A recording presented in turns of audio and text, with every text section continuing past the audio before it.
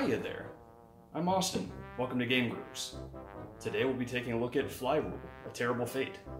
This album is a remix of the soundtrack to The Legend of Zelda, Majora's Mask. When it first came out, Majora's Mask was a bit of a black sheep for the series. It had a very different structure and a dark, weird atmosphere. Over time, it's become somewhat of a cult classic, culminating in it getting a remake on the 3DS that was very well received. As I mentioned in the last episode, Nintendo seems to have no plans to enter the vinyl market anytime soon, so this is the closest thing we have for now. Flyrule comes from the artist Shag, who has a storied history with Majora's Mask. He takes songs I used to skip when listening to the soundtrack on CD and makes them fun, like Astral Observatory.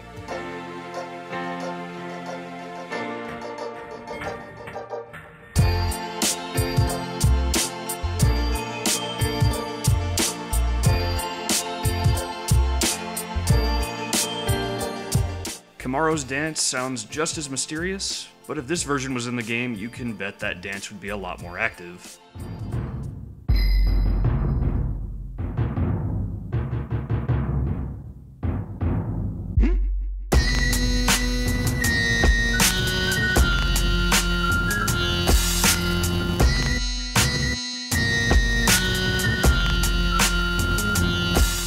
Before we get to my favorite, let's take a look at the vinyl.